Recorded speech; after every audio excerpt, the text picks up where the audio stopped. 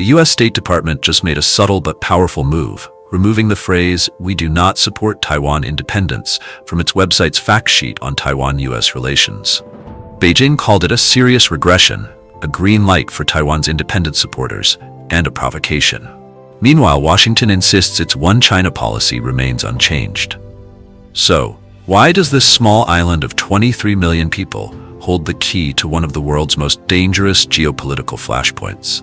Today, we break down Taiwan's history, its military vulnerabilities, and why it's at the center of a global power struggle. For China, Taiwan is a breakaway province, part of its territory that must one day be reunited, by force if necessary. But Taiwan sees itself differently. With its own government, military, and thriving democracy, it has functioned as a de facto independent state for decades. So how did this divide begin? Taiwan was once part of the Qing Empire but was ceded to Japan in 1895 after the First Sino-Japanese War. After World War II, it was returned to China under the Republic of China, ROC. But when the Communists won the Chinese Civil War in 1949, the ROC fled to Taiwan, setting up a separate government. Since then, Taiwan has functioned independently, while Beijing insists it must reunite with the mainland. Today, only 12 countries and the Vatican officially recognize Taiwan. The US switched diplomatic ties from Taiwan to China in 1979, but remains its key supporter, supplying weapons and military training. Washington follows a policy of strategic ambiguity, keeping China guessing about whether it would defend Taiwan in a war.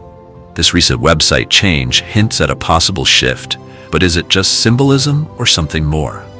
China recently conducted massive military exercises around Taiwan, 125 warplanes, 34 naval vessels, and full-scale invasion drills. Beijing calls these punishment for Taiwan's pro-sovereignty leadership.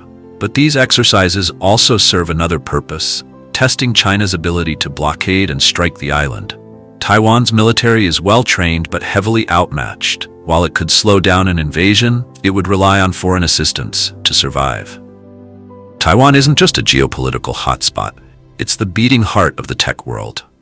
Taiwan Semiconductor Manufacturing Company, TSMC, produces over 50% of the world's semiconductors and nearly all of the most advanced ones. If China takes Taiwan, it wouldn't just control the island, it would control the future of global technology. That's why the US is pushing for more semiconductor production at home and restricting China's access to advanced chips. So, what happens next? Will China invade Taiwan?